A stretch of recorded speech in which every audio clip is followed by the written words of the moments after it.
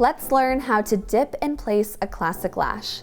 The first thing you want to do is grip your extension. I like to grip as close to the base as possible so I have more control when placing my extension. The closer you grip to the tips, the less control you may have. Next, you're going to dip into the adhesive. If I need to redirect my extensions, I will only dip about 1 millimeter or 2 into the adhesive. But if I don't need to redirect my extensions, then I'll dip a little bit further. If you don't know what direction is or you would like to learn more about it, go ahead and click that link on the top right-hand corner and you can check it out after this video. When I go to dip my lash into the adhesive, you can see that I'm holding my extension on an angle to dip vertically into the glue dome to avoid scooping the adhesive.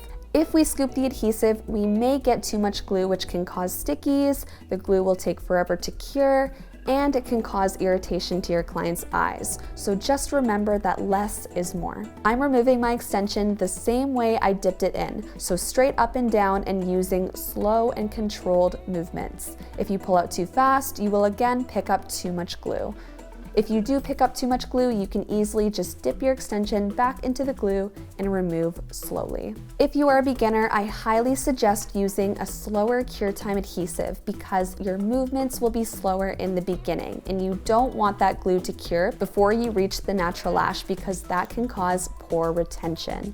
As you gain experience, you can slowly move up to a faster cure time adhesive. Before I place my extension, I will first make sure that the lash I've isolated isn't surrounded by other natural lashes because that can make placement much tougher. I will then take a look from the side and hover my extension over the natural lash and adjust my angle so that the base will sit flush with the natural lash. I then slowly bring my extension towards the natural lash, making sure that my angle is still perfect and place the extension.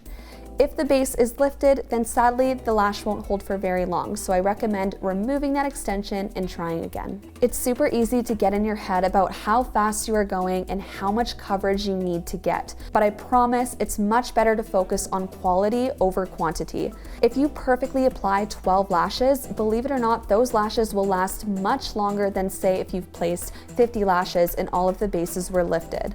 Lashing in the beginning is hard, but I promise that if you focus on everything in this video, it will become so much easier, and then you can focus on timing next. If you enjoyed this video, we would super appreciate it if you subscribe to our channel if you haven't already, and give this video a thumbs up.